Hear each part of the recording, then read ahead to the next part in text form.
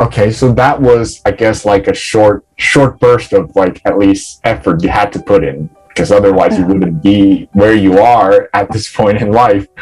But then I remember, like, now of course you're shining everywhere, but then back in your second year, you and I were chatting about how that wasn't the happiest period of your life, to be exact.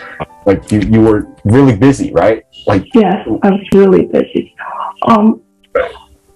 So for starters, I blame the quarantine in 2020. Same as a lot of people, I stayed at home for a whole semester, and human beings are not supposed to be in their rooms for that long. So connections for me really matters, and I don't mean the internet connection, just to be with nature and to be with other people. I guess it's really important. And another thing is that when I was in my freshman year, my grades were okay. So I had this feeling that if I keep up the good work, and only so I am going to get into my dream university after graduation for the postgraduate degree, I guess. And that's the kind of pressure that really got me. I placed my hands on every single opportunity that I see, but I was definitely not ready to handle all that pressure and responsibility. So I started to get into a vicious cycle.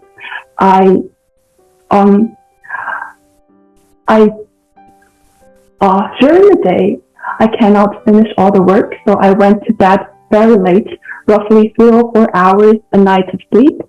And then, because I slept for too short a period of time, I don't get enough energy to put me through the day. And I drank a lot of coffee, and later, I couldn't sleep at night. And then I entered this vicious cycle. My memories were failing me. I guess it's during that period of time that I started to have depression and anxiety. And only until then I realized the importance of physical and mental well-being. And that's when I focused more time of keeping my mental stability.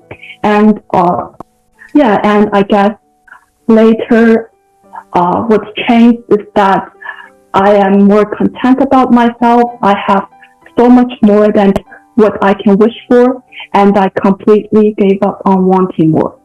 And the cliche of living in the moment, enjoying every second and stuff. I'm really good at pouring chicken soup, so I'm going to stop here. Right.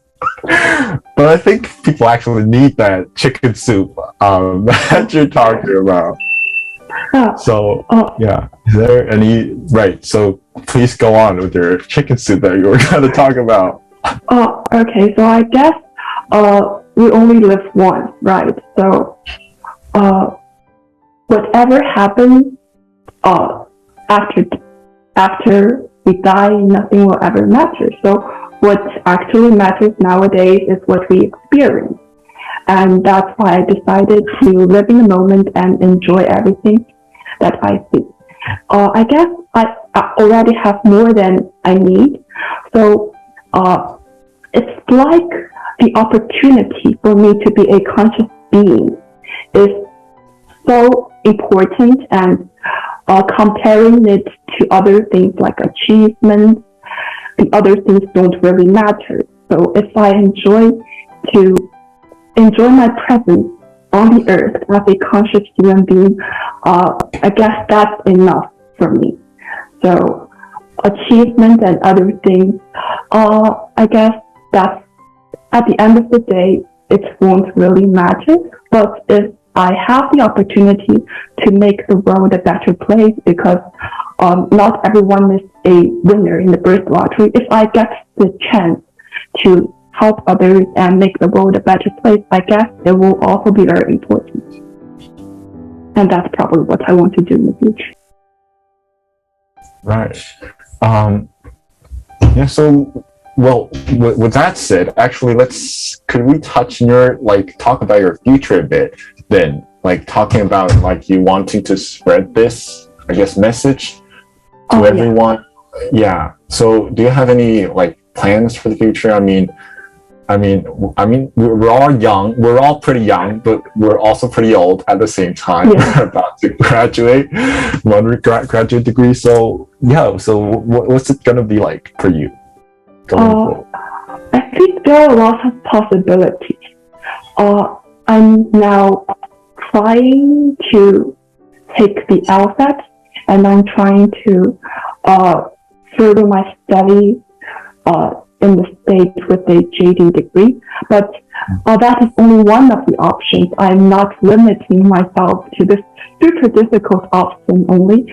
I guess law is very interesting for me personally, but it is also a way for me to achieve something that I want to achieve, which is to make the world a better place. But it is definitely not the only means for that end. So I guess if it doesn't work, I have other options. I have a lot of other options. I'm also thinking about becoming a chef or a stand-up comedian, but I think it's now too difficult to become a stand-up comedian. I guess chef still works once I have enough upper body strength to allow me to take up a walk. I guess then I'll consider chef as an important part of my future life. Yeah. Right, because I didn't know you majored in Chinese until minutes ago. So I wonder like this combination, two of the biggest languages. I don't know if I could call it that, but two very important languages definitely in the world. I wonder like would that be an advantage? Is that like I suppose that gives you more options than the like those who majors in only English or Chinese? I guess yes, but I am not trying to use both English and Chinese as my as an important part of my future career. So I only learned English and Chinese because it's interesting and I have fun learning it. I guess for me during university, it's more important to have those kind of liberal arts education and to find out what you want as a human being and to know more about the world and about oneself. And probably for a postgraduate degree, only till then I would work more on professional skills and techniques. So of course, I think learning English and Chinese will help me to prepare better for my future, but I don't think that will be the important part for me to have a future career. Right. That's actually a pretty unique perspective because I've never heard of like this. Your this perspective. Basically, university. Well, your undergrad is for really figuring it out, and then postgrad is where you really start to drill on that one thing. Yeah. It's pretty interesting. Yeah, I think there is an essay from Henry Newman, I guess, the idea of a university. We learned that when we were in our freshman year, and I think it really affected me a lot because I was questioning why I'm learning English and things like that.